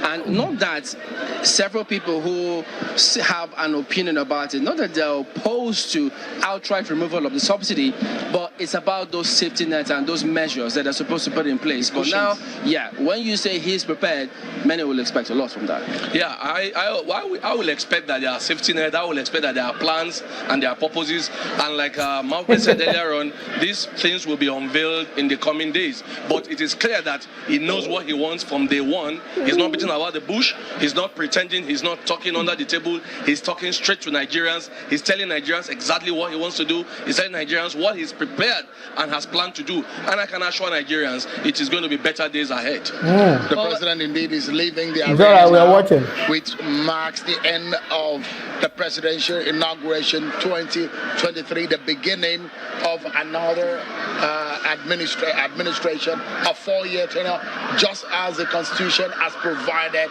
Bola Tinubu Kashim Shettima in the saddle. It means a whole lot of things in the economy, in the security, and of course in the unity of finish now. Now to go and face the reality now. Across board to invite reality is done on everybody now. He's asked for that, and hopefully we'll see. It's time for reality. Ahead from today. Time for reality. There's a new occupant in the villa, and as he makes his way living here, probably heading there. Because, I mean, you do remember when President Buhari also did the same thing. Everybody must chop breakfast. Pretty new environment and culture. They try to get used to the environment. But with that speech, I tell you, it will get a lot of people thinking, talking, expecting, analyzing this speech. Who doesn't want to unify the exchange rates? Going out in the same order in which they came, but you can see this time around a new occupant in that vehicle being escorted by policemen on horseback, wearing their ceremonial attire. Gentlemen, I think that needs to be emphasized because this is a democratic dispensation, and that's why the police are the one leading the president, even though he's the commander-in-chief, and yes, he has inspected the armed forces here, but he is being led out of this place, this venue, by policemen on horseback. very significant indeed. Very much. It might be a short travel from the Eagle Square to the presidential villa, but the 4-year journey is not going to be an easy one. He said it, Kashim Shettima said it, the vice president, that it's not going to be rosy. It's going to be a tedious journey, but we're looking forward to how these two will perform as they come into the state. But will it be 4 years, Ayo? Just asking you, with all the matters in court. Yeah, it will be 4 years first, and hopefully, if they do very well, which we expect they will do, I expect they will do very well, they should get a second term if the result is what they have promised today. If they deliver a result that is conversant with what they said. If I could just jump in and ask you, I mean, being someone who's also, you whether that deliver or not deliver, what you go feed do? when you read this kind You go of feed speech, change them. how quickly Who should analyze that people nonsense expect there? some of these changes to Whether I deliver or materialize? not deliver, You know, you always you go have feed the change one the you call second the term short term, you have the one you call the Yeah, mid-terms, and the one that will be longer term. I'm sure the subsidy will be one of the short ones. It looks like it's something he wants to do, because I think he has made mention of that in about 2-3 times in his speeches, even before today. So it looks like something that will be done very fast. It looks like the exchange rate unification will also be done very fast, because those areas are the two things I've seen him emphasize upon even before today. So I expect Nigerians to begin to see this to happen within the coming days. Ayoyalawa, thank you so much indeed.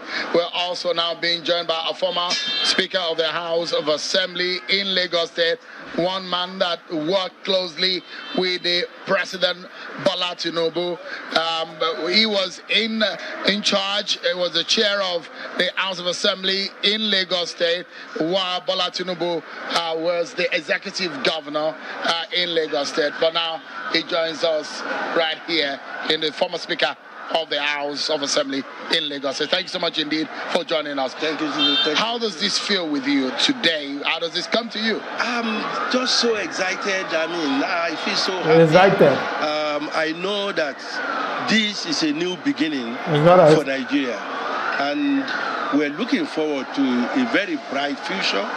We are looking forward to a nation of action, a government that will actually engage the people, and the people can engage the government. I mean, you have worked with him closely when you were Speaker in Lagos.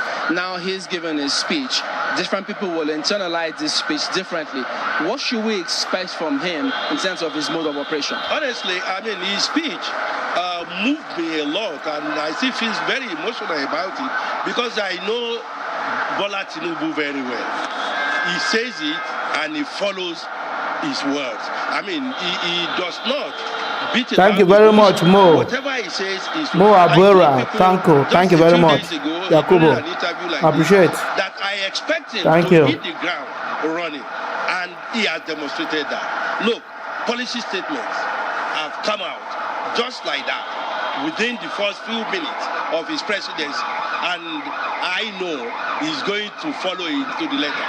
How quickly do you think that we will begin to see the people who will help actualize his policies appointed?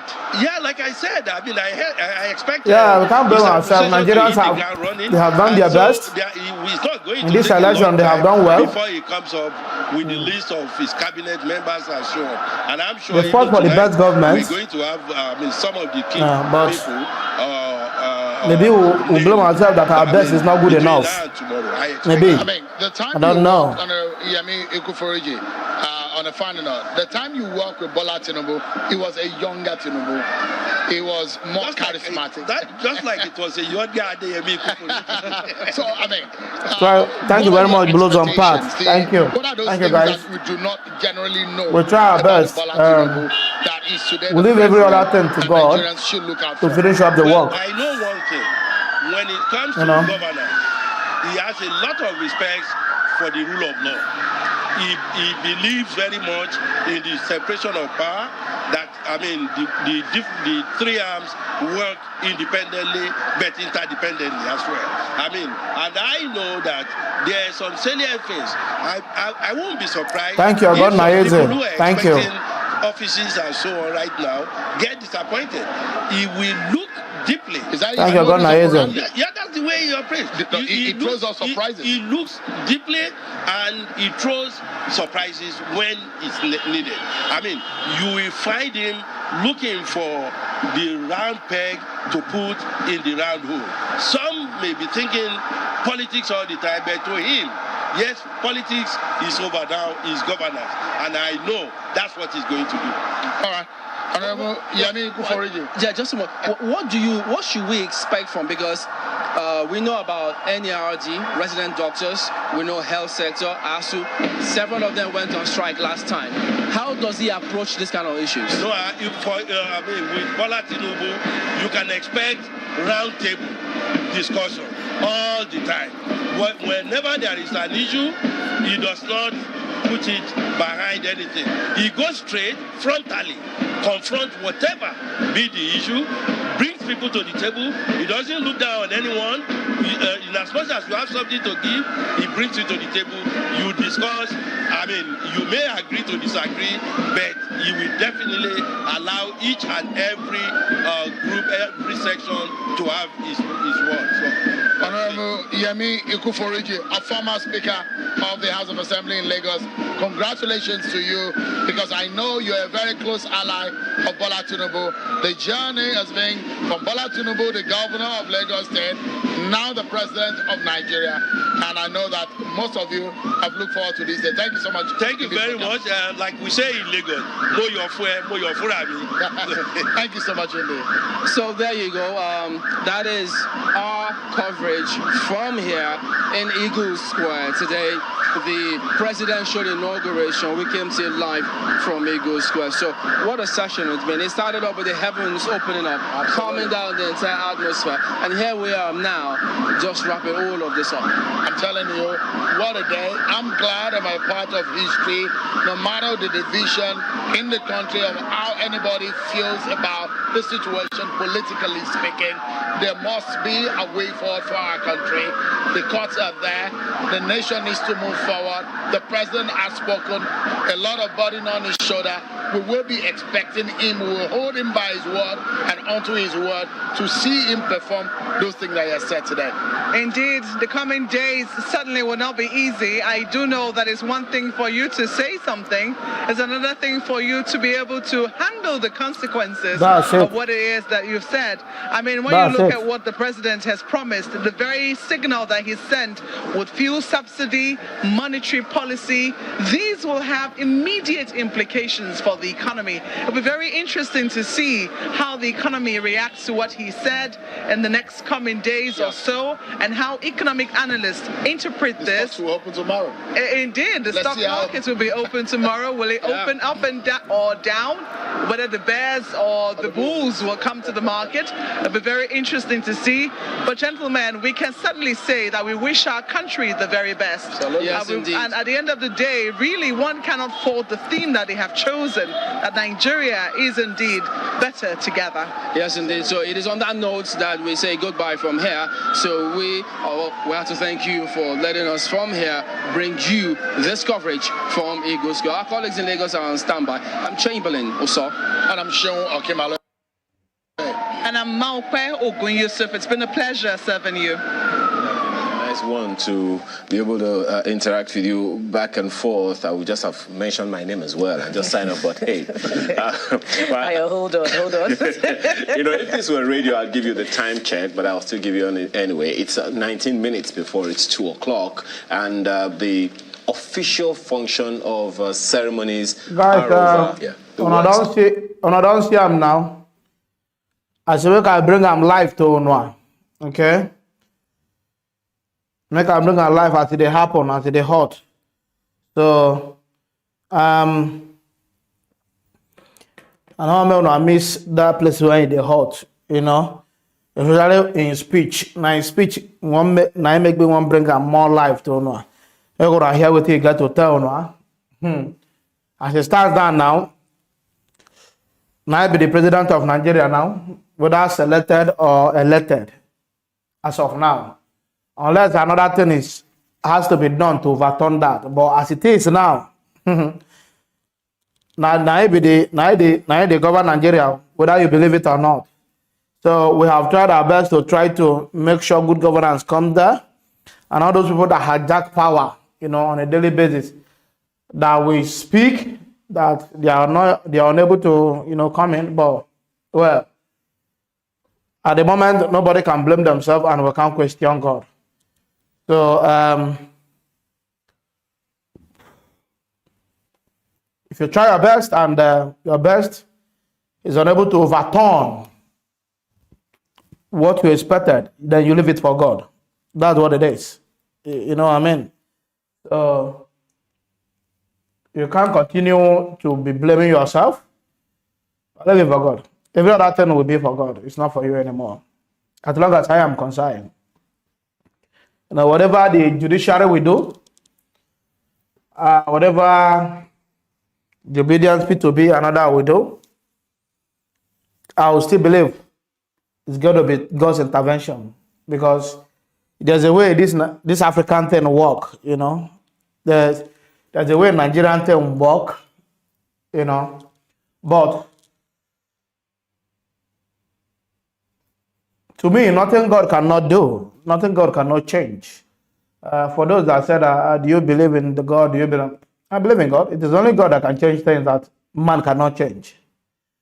It's the God of impossibility. At this time, it is only God of impossibility that you need to call to overturn the changes you are looking at now.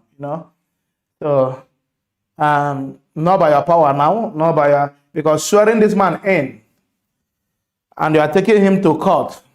I don't know how that works. I have to be truthful. You swear in someone, and you say you are taking the person to court. How are you going to take a sitting president to court? I don't know. Even when he not be president himself, to take him to court, he had. He tell you, say, go to court. As if he knows everything in court. Don't they already settled? I still talking now. I say some people have chosen to go to court. Say it's okay. So, well, people, we can't do more than this. If the few people or some people who are in Nigeria say that it's okay, because whether you like it or not, there are some people who are still supporting him. If those people who are still supporting him say that he's the best, it's all right. We'll begin to watch here and begin to do news as news unfold. Our own is to bring you news as they happen. We can only do our job. Whether we are giving news or not, we still have our side we choose. Like me, I don't support ASEWAJU, I support P2B, and I don't hide it. Okay? So, but here today, people have inaugurated him. People that choose him have inaugurated him. People that selected him have inaugurated him. Politics is a dirty game. Yeah? Very, very dirty game. It's a question of who have more violence, who have more power, who have more money, who have more mind to maim and destroy, who have more machineries, to destroy people and all that. That's the definition of Nigerian politics or African politics. That's how I say it. It makes it more dirty politics, But the politics we know in this Western world here is not like that. It's all about who have more capacity and intellectuality, who have more things to offer to the people, who have great manifestos that people may buy into. Those are the people that win in the Western world. But in Nigeria, no. It is who have the capacity to fight them more, and the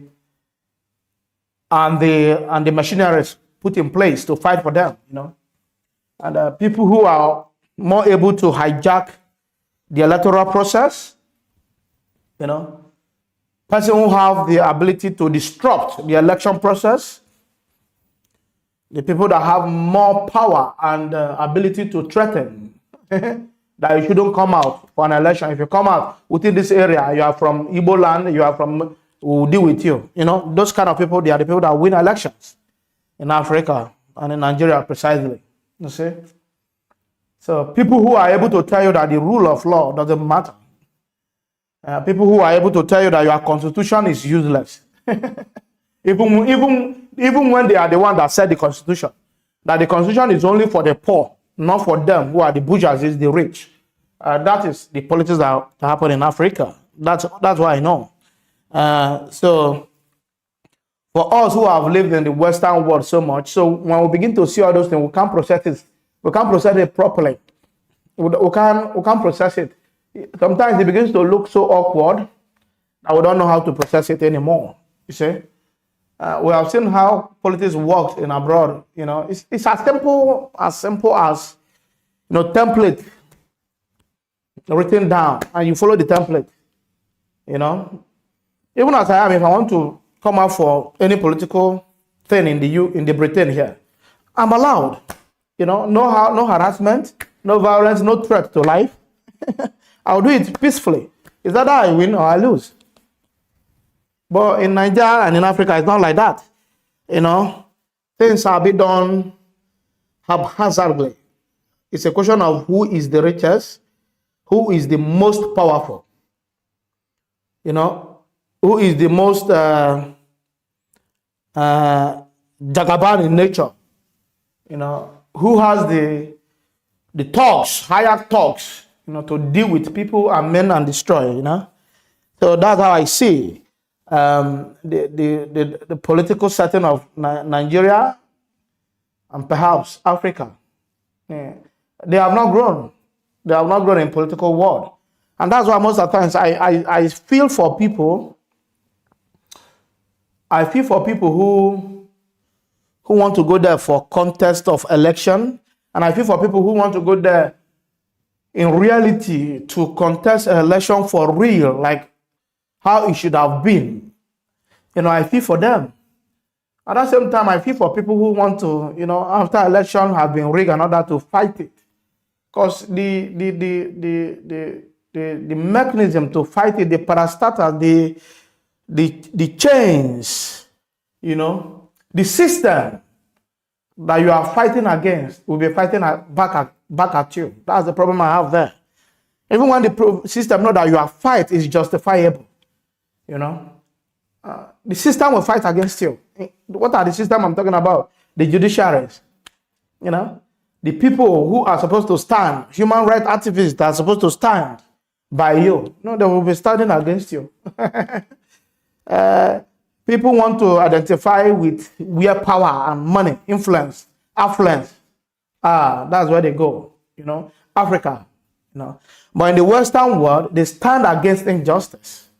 Whether you are nobody, you stand against injustice and you fight it. Collectively, they fight about in Nigeria. No. They stand towards who is rich, who is big, who is the man of the day. As I'm talking to you now, nobody knows Buhari again without Isha. It don't end. If you even come to any place, nobody recognizes that. They hear about Gulo, you don't go. Your hands you go. Nobody know about Buhari again. So that is just it. And like I said before, we can't blame God. We can't blame ourselves. Let's see how things go. Guys, I love you guys. Thank you for watching. Thank you for sharing this live video. If you have not shared, share so that people will see. More contents will be coming on your way. Now that on our president, some people say select, some people say elect. The one you call him is all right. But now that he have come in, be expecting content now. Like, because activities will be coming out. Too much activity. So be expecting too much content.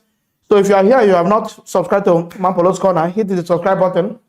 Turn on the notification bell, the one that says all on top. The all on top. Turn it on. Like our videos. If you are watching from Facebook, follow us, like our pages. Like our pages, follow us and like. And because more videos will be coming out, people want me know as they hit them every time, we teach some things as well. We bring opportunities to people here. Okay? It is well with us. It is well with us. Let's see how things are going to unfold. For those who are mocking the prophet, well, I don't know. I'm not there when God is giving the prophet utterances and visions. I'm not there. I have shown his prophecy, I think, once or twice. Well, even when I was showing that prophecy, I was saying I they help this man fear. Because I know what Nigerian bloggers and whatever platforms can do. If your prophecy no come as you dey talk am, then go finish you. You know, now make me they fear for them that time. So this prophecy, when they come out like this, they say it will come to pass on 26th of May. See what will happen. See what will happen. On the 29th of May, during swearing in, they will come and arrest Tinubu. I know, I can believe that's why everybody is watching to see how they will arrest Tinubu. We don't see Tinubu when they arrest and we don't see. So some people might come after your prophet to be on social media now, to be talking, to be asking you questions. Where is it? You come to pass. You believe it, you will come to pass. They may be coming to you, you know, and you know that most people on social media look for an opportunity to attack, or let me say to come back at men of God. So I'm not going to talk about your prophecy. Your prophecy is you. Amakan, well done. Thank you very much, guys. Queen of America, thank you. Thank you, guys. Thank you, everyone who is commenting. So, Jonathan. So, that's what it is. I'm not going to come here, but let's still watch. Prophecy sometimes doesn't go that straight. Let's still watch after the... what I'm interested in now is after the court case. That's why we assess those people that we are giving prophecies. But for now, I still keep their prophecy where it is in my heart. But after the court case, I will assess their prophecies. The viability of their prophecies, the accuracy of their prophecies, the efficiency and inefficiency of their prophecies, the effectiveness and ineffectiveness of their prophecies.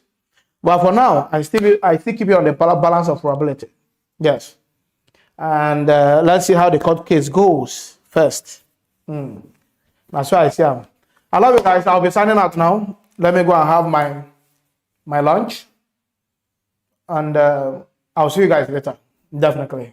I love you. Bye, guys.